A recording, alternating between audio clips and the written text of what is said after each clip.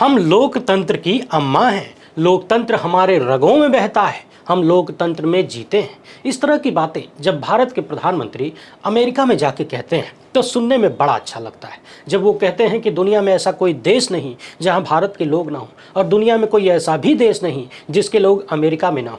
भारत दुनिया का सबसे बड़का लोकतंत्र है और अमेरिका दुनिया का सबसे पुराना लोकतंत्र है। इस तरह की तुलनात्मक बातें जब भी हम सुनते हैं तो सुन के कलेजा गदगद होने लगता है, मगर तब तक जब तक ये बातें सिर्फ कानों तक होती हैं। जैसे ही ये बात कान से गुजरते हुए दिमाग तक पहुंचती है तो दिमाग कहता है कि अरे ये सब तो झूठ है। अब मैं यहाँ उन लोगों के दिमाग की बात नहीं कर रहा हूँ जिनका दिमाग अभी उनके कंट्रोल में नहीं है, जिनका दिमाग व्हाट्सएप यूनिवर्सिटी में गिरवी रख दिया गया है। उनकी बात तो हो ही नहीं सकती। इस वीडियो में मैं आपको अमेरिकी अदालत के 2 फैसले दिखाऊंगा और इनमें से एक फैसला तो ऐसा है जो पूरी दुनिया को हिलाने वाला है। यानी ढिठाई से, जिस ढिठाई से डोनाल्ड ट्रंप पूरी दुनिया पर टैरिफ लगा के अपना वर्चस्व कायम करना चाहते हैं, उस ढिठाई पर अमेरिका की एक अदालत ने जो फैसला दिया, उनके जजों ने जो कलेजा दिखाया, वो भारत की पूरी न्यायपालिका को शर्मसार करने वाला है। और अमेरिका की एक अपीली अदालत का ये फैसला हिंदुस्तान के जिला जजों से लेकर सुप्रीम कोर्ट के चीफ जस्टिस BR गवई तक को और पिछले 10 साल में जितने भी चीफ जस्टिस हुए उन सबको चुनौती देता है, ललकारता है और कहता है कि बड़े बड़े कार्यक्रमों में जाकर लंबे चौड़े भाषणों से लोकतंत्र मजबूत नहीं होता, उसके लिए कलेजा दिखाना होता है। सरकार के सामने लौटने से लोकतंत्र मजबूत नहीं होता, प्रधानमंत्री को घर में बुलाकर गणेश पूजा करने और घंटी बजाने से लोकतंत्र मजबूत नहीं होता, किसी भाजपाई मुख्यमंत्री के यहाँ रात्रि भोज पर जाके चापने से लोकतंत्र मजबूत नहीं होता, उसके लिए कलेजा दिखाना पड़ता है। यकीन मानिए ये दोनों ही फैसले जब आप देखेंगे तो भारत और अमेरिका के लोकतंत्र के बीच बहुत बड़ा अंतर देखने को मिलेगा। इस वीडियो में हम पिछले 10-11 सालों से निचली अदालतों और हाईकोर्ट्स को तो छोड़ दीजिए, सुप्रीम कोर्ट ने भारत में सरकार के सामने कैसा रंग दिखाया है वो देखेंगे। यानी बेहद आसान भाषा में और कम शब्दों में वीडियो के माध्यम से हम ये टटोलने का प्रयास करेंगे कि क्या हम किसी भी रूप में अमेरिका के लोकतंत्र से अपने लोकतंत्र की तुलना कर सकते हैं, और फिर कौन सा मुंह लेकर हमारे यहाँ के बड़े जज, सुप्रीम कोर्ट के बड़े जज अमेरिका में जाकर भाषण जाते हैं, यानी भाषण देते हैं। क्या अमेरिका को हमारे जजों के भाषण की जरूरत है या फिर हमारे लोगों को अमेरिका से सीखने की जरूरत? और सीख नहीं सकते तो थोड़ा शर्म ही कर लीजिए हुजूर। वीडियो काफी जबरदस्त होने वाली है, इसलिए आखिर तक सुनिएगा। पहली बार है तो चैनल को सब्सक्राइब करके घंटी बजा दीजिए टन से। हर एक वीडियो को लाइक और शेयर करना जरूरी होता है, तभी आपका ये चैनल मजबूत होगा। ये सारे काम बिल्कुल फ्री है, इसलिए अभी निपटा लीजिए। इसके अलावा आप जानते हैं कि हम किसी धन्ना सेठ या राजनीतिक दल के दम पर नहीं चलते, तभी खुलकर आपके मुद्दों पर बात हो पाती है। हमारा काम पसंद आता हो तो इस QR कोड या फिर मोबाइल नंबर का प्रयोग करते हुए जो भी हो सके आर्थिक सहयोग भेजने का प्रयास जरूर करें, क्योंकि ये चीजें कहीं नहीं मिलेंगी। गोदी मीडिया तो इस जन्म में बात कर ही नहीं सकता। पिछले कई महीनों से अमेरिकी राष्ट्रपति डोनाल्ड ट्रंप ने पूरी दुनिया में आर्थिक अस्थिरता पैदा कर दिया है, और जब आर्थिक समस्याएं आती हैं तो बड़े बदलाव होते हैं और हर तरह की समस्याएं पैदा होती हैं, चाहे वो राजनीतिक हों या कूटनीतिक हों, सामाजिक हों, सब कुछ अर्थ से बंधा हुआ है। डोनाल्ड ट्रंप ने अलग अलग देशों पर मनमाना टैरिफ ठोकना शुरू कर दिया। भारत में लाखों लोगों के बेरोजगार होने का संकट आ गया है। इस बीच अमेरिका की एक अपील अदालत ने, अमेरिका की अपील अदालत यानी हमारे यहाँ की हाईकोर्ट समझ सकते हैं, यानी इस अदालत ने फैसला सुनाया कि अमेरिकी राष्ट्रपति डोनाल्ड ट्रंप ने जो टैरिफ जारी किए हैं उनमें से ज्यादा टैरिफ अवैध है। यानी डोनाल्ड ट्रंप को, इतने ताकतवर राष्ट्रपति को, वहां की एक अदालत में बैठे जजों ने छठी का दूध याद दिला दिया और कह दिया कि आपने जो किया है वो कानूनी टकराव की स्थिति पैदा कर सकता है और ये फैसला विदेश नीति के एजेंडे को भी उलट सकता है। ये फैसला 7-4 से, यानी 11 जजों की पीठ में 7 ने डोनाल्ड ट्रंप के खिलाफ फैसला दिया और 4 ने पक्ष में। ट्रंप की तरफ से ये तर्क दिया गया था कि अमेरिका में जो आपातकालीन आर्थिक स्थिति है इसको संभालने के लिए ऐसा किया गया है। यानी कहीं ना कहीं राष्ट्रवाद का गेम खेलने का काम ट्रंप ने किया, मगर अदालत ने कानून को आगे रखा, किसी ताकतवर राष्ट्रपति को नहीं। आप चाहें तो BBC की इस रिपोर्ट को विस्तार से पढ़ सकते हैं गूगल करके, यहाँ भी हम कई सारा स्क्रीनशॉट लगा रहे हैं, इसे भी पढ़ लीजिए। अब इस एक दूसरे फैसले को देखिए। लॉस एंजलिस में ट्रंप ने नेशनल गार्ड्स का इस्तेमाल किया था और अब एक जज ने फैसला सुनाया कि यह इस्तेमाल अवैध था। अमेरिकी जिला न्यायाधीश चार्ल्स ब्रेयर ने कहा कि ट्रंप ने अधिनियम का उल्लंघन किया है। यह अधिनियम घरेलू मामलों के लिए सैन्य बल का उपयोग करने की केंद्र सरकार की सख्ती को सीमित करता है। यानी वहां का जिला न्यायाधीश भी देश के राष्ट्रपति के फैसले को गलत ठहरा सकता है। इतनी ताकत है, इतनी ईमानदारी है और इतना ज्यादा लोकतंत्र की स्पष्टता है। ऐसा नहीं है कि ट्रंप का प्रशासन इन फैसलों को चुपचाप और शांति से स्वीकार कर रहा है, वो भी राष्ट्रवाद का खेल करने की भरपूर कोशिश कर रहा है। मगर पिछले कई सौ सालों में अमेरिका की जनता ने, वहां की सरकारों ने संवैधानिक संस्थाओं को जो मजबूती दी है, उसका परिणाम यह है कि जिला जज भी डरे बिना फैसले दे रहे हैं, बिना बिके बिना झुके फैसले दे रहे हैं। अमेरिका के शहरों में अपराध पर नकेल कसने और बाहरी लोगों को निकालने के लिए नेशनल गार्ड सैनिकों का उपयोग ट्रंप सत्ता करना चाहती थी, किया, मगर एक जज ने अपना कलेजा दिखाया और ट्रंप की सत्ता को उनकी औकात, यानी सरकार चाहे जितनी मजबूत हो, नियमों, कानूनों और संविधान के ऊपर नहीं हो सकती। एक तरफ अमेरिकी अदालतें हैं, वहां के जज हैं जो अपने राष्ट्रपति के फैसलों के खिलाफ, उनकी सरकार के फैसलों के खिलाफ इतने कड़े फैसले ले रहे हैं, जो फैसले पूरी दुनिया में उथल पुथल मचा रहे हैं। उन फैसलों को अमेरिकी अदालतें अवैध बता रही हैं। दूसरी तरफ दुनिया का सबसे बड़ा कथित लोकतंत्र है। आइए अब उसकी तस्वीर भी देख लीजिए। अमेरिका की अदालतों में बैठे जज जब डोनाल्ड ट्रंप जैसे शक्तिशाली राष्ट्रपति की आंखों में आंखें डालकर कहते हैं कि भाई साहब, आपके द्वारा लगाए गए टैरिफ कानून के खिलाफ हैं, ये संविधान की आत्मा से खिलवाड़ है, और 7-4 के बहुमत से राष्ट्रपति की नीतियों को रद्द कर देते हैं, तो वहां की जनता के दिल में भरोसा जम जाता है कि अरे, हमारी अदालतें सच में जनता की अदालत है।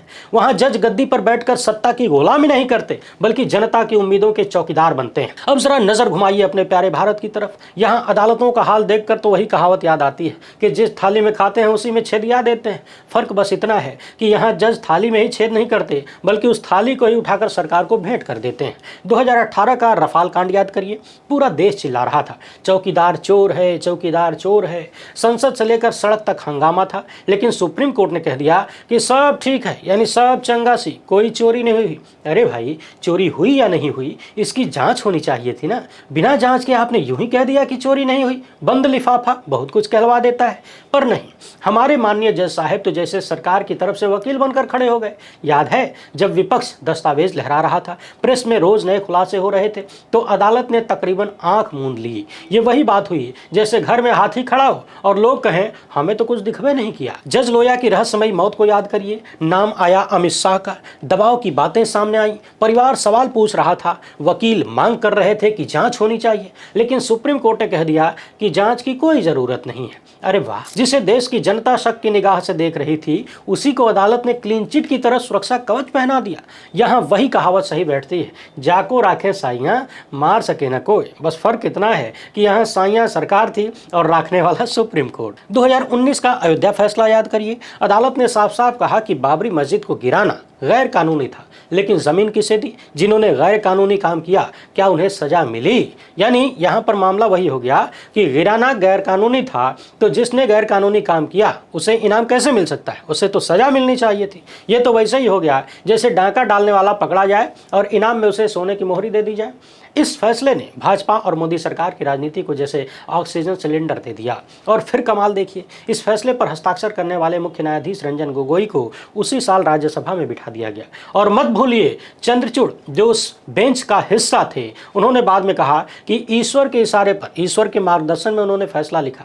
यानी जो पार्टी है, अयोध्या केस में रामलला एक पार्टी थे, और उसी पार्टी से इशारा लेकर उसी के मार्गदर्शन में फैसला लिखने की बात DY चंद्रचूड़ कहते हैं। अब सवाल ये है कि जब दो लोगों का मामला अदालत में चल रहा हो, तो क्या उनमें से एक से सलाह लेकर, चुपके से सलाह लेकर आप फैसला लिख सकते हैं? इसे कहते हैं मुंह में राम और बगल में छुरी। संविधान की रक्षा के नाम पर राजनीति की सेवा।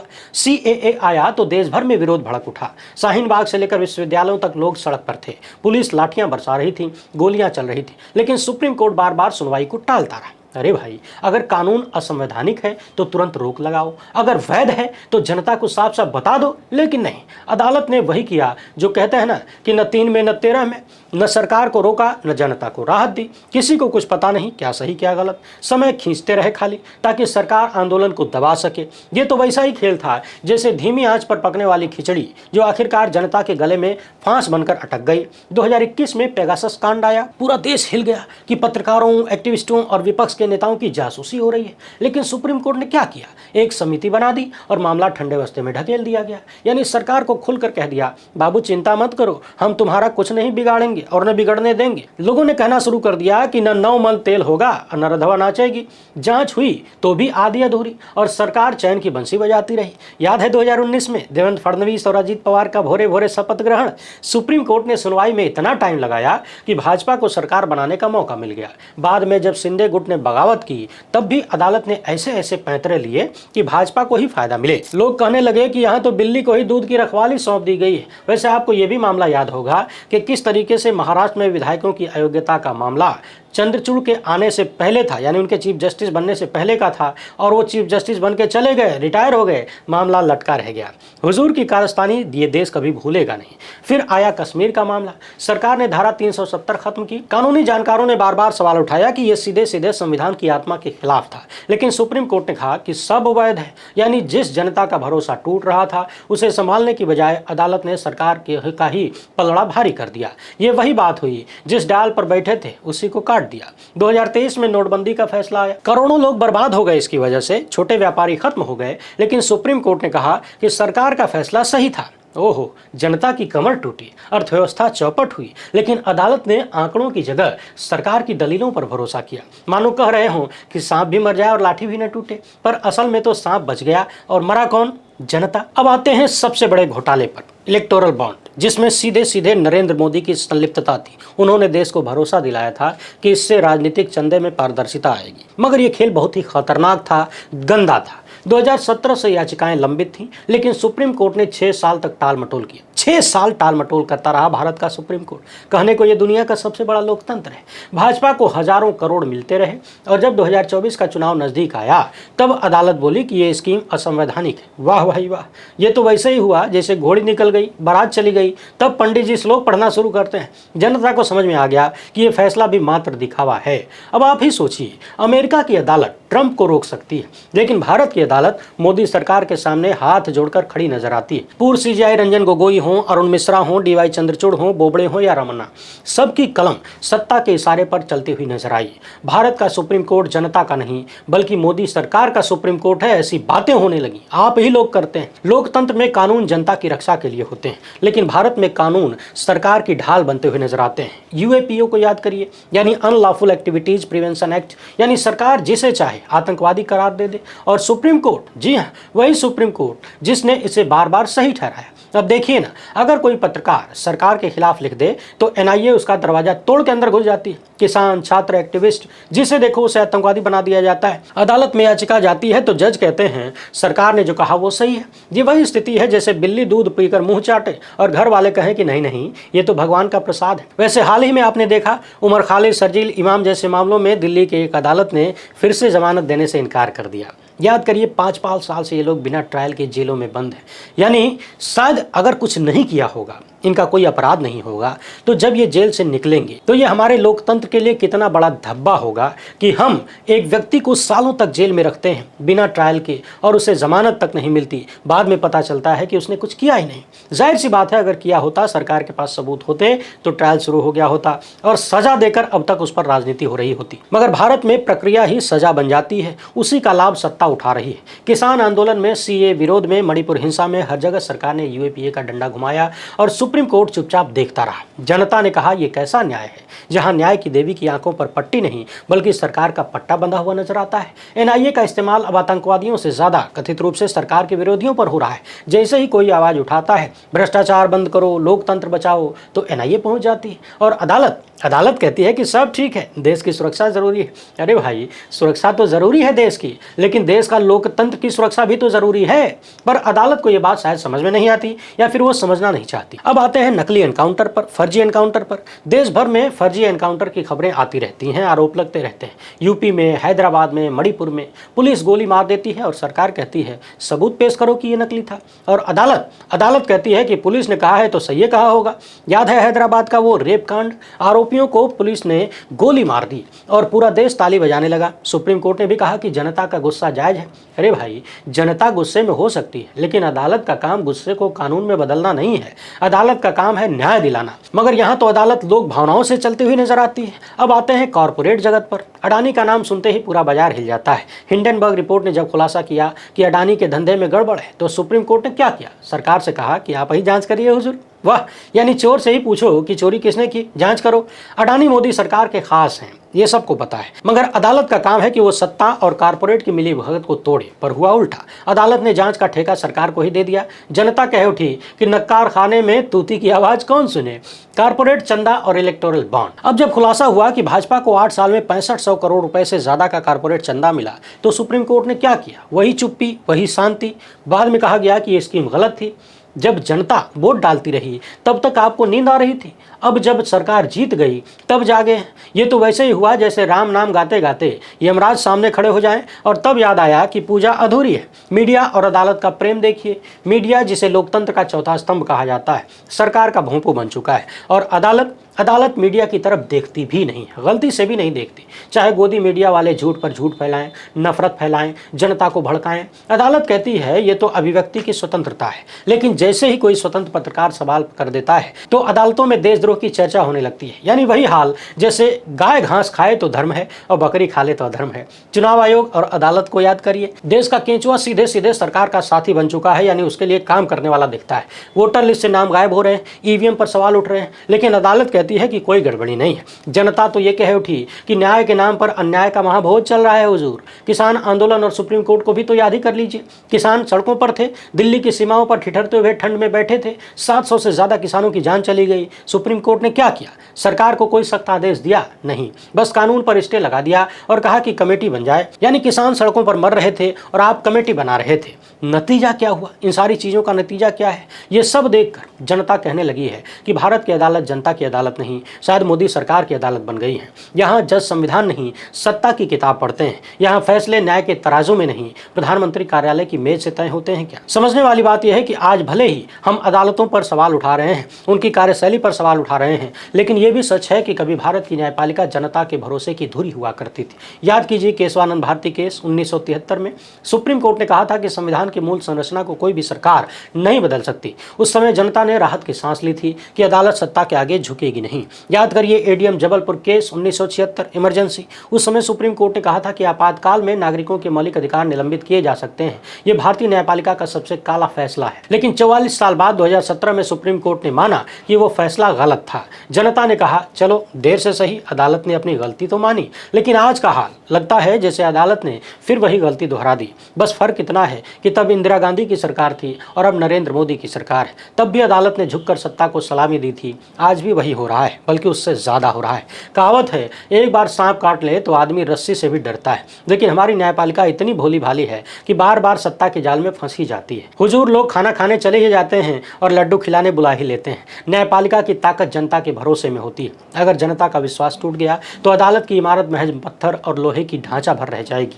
आज लोग कहते हैं कि गरीब अदालत जाता है तो सालों तक न्याय नहीं मिलता, अमीर जाता है तो तुरंत सुनवाई हो जाती है। सरकारें जाती हैं तो अदालतें कहीं न कहीं सलामी देती हुई नजर आती हैं। यहाँ वही कहावत होती है कि गरीब की बीवी सबकी भाभी लगती है भौजाई, और अमीर की बीवी सबकी बहन हो जाती है। कानून गरीब पर भारी पड़ता है, अमीर के लिए हल्का हो जाता है। लोग अब अदालत पर हंसने लगे हैं, कहते हैं कि न्यायालय नहीं, ये तो निठल्लों का अखाड़ा बन गया है जहाँ न्याय के नाम पर ढोंग होता है। और सच कहूँ तो जब जनता हंसने लगे तो ये किसी भी संस्था का सबसे बड़ा पतन होता है, क्योंकि भरोसे से, जनता के भरोसे से बड़ा कुछ भी नहीं। अमेरिका और भारत की अदालतों की अगर हम तुलना करें, न्यायपालिका की तुलना करें, तो अमेरिकी अदालतों ने वहां के राष्ट्रपति तक को नहीं बख्शा। ट्रंप के चुनाव हारने के बाद नतीजे पलटने की कोशिश की, लेकिन कोर्ट ने साफ कह दिया कि कानून से ऊपर कोई नहीं, यहां तक कि अमेरिका के राष्ट्रपति भी नहीं। और भारत में यहां प्रधानमंत्री के खिलाफ केस आते ही कोर्ट कहता है कि ये तो राष्ट्रीय सुरक्षा का मामला है, लिफाफा बंद करके दे दो, या फिर बोलता है कि जांच एजेंसी करेगी। भाई, अमेरिका की अदालत ने राष्ट्रपति तक को सजा दी और यहाँ अदालत प्रधानमंत्री को देखकर खामोश हो जाती है। अमेरिका की अदालत जनता के सामने जवाबदेह है, वहाँ जज टीवी पर आकर खुलकर बोलते हैं, प्रेस कॉन्फ्रेंस करते हैं, सवालों के जवाब देते हैं। भारत में यहाँ जजों की प्रेस कॉन्फ्रेंस भी क्रांतिकारी घटना बन जाती है। और सवाल करेगा कौन, किसकी हिम्मत है? कहा जाता है कि लोकतंत्र में संतुलन होना चाहिए, कार्यपालिका, विधायिका, न्यायपालिका और मीडिया। लेकिन आज 3 स्तंभ टूटकर सरकार के पांव चाट रहे हैं। मीडिया सरकार का भोंपू है, चुनाव आयोग सरकार का मोहरा, न्यायपालिका सरकार का सुरक्षा कवच बन चुका है। लोकतंत्र अब त्रिशूल नहीं रहा, एक लाठी बन गया है, और उस लाठी से सरकार जनता की पीठ पर लगातार वार करती जा रही है। ये वही स्थिति है जैसे घर के 4 खंभे टूट जाएं और छत जनता के सिर पर गिर जाए। अब सवाल यह है कि जनता क्या करे? क्या जनता हमेशा चुप बैठी रहे? क्या अदालत को ऐसे ही सरकार का सुरक्षा कवच बनने दिया जाए? नहीं, आपको आवाज उठानी चाहिए। जनता को कहना होगा कि अगर अदालत हमें न्याय नहीं दे सकती तो कम से कम हमें बेवकूफ बनाना भी बंद करें, टाइम पास करना बंद करें। समय से न्याय नहीं देंगे तो फिर वो अन्याय होगा, ये अदालतें ही तो बार बार कहती हैं। लोकतंत्र में अंतिम न्याय जनता ही करती है, जनता ही सरकार बनाती है और जनता ही सरकार गिराती है। अगर अदालत सरकार की जेब में नजर आए तो जनता को अदालत से बड़ा फैसला देना होगा। भारत की न्यायपालिका और सबसे बड़े लोकतंत्र की बात, ये दावा ऊंची दुकान फीके पकवान जैसी दिखती है। बड़ी बड़ी इमारतें, भारी भरकम शब्द, संविधान की दुहाई, लेकिन असलियत यह है कि अदालतें, ज्यादातर अदालतें और उसमें बैठे जज सत्ता के रक्षक बनते हुए दिख रहे हैं। और अंत में बस इतना ही कहूंगा कि भारत का लोकतंत्र अब तक अधूरा है। जब तक अदालतें सरकार की गुलामी, कथित गुलामी छोड़कर जनता की तरफ खड़ी नहीं होंगी, आने वाली पीढ़ियां कहेंगी कि यहाँ न्याय बिकता नहीं था, यहाँ तो न्याय नीलाम होता था। इस मामले पर आप क्या राय रखते हैं? कमेंट बॉक्स में जरूर लिखिए। पहली बार है तो चैनल को सब्सक्राइब कर लीजिए, ज्यादा से ज्यादा लोगों तक शेयर करिए।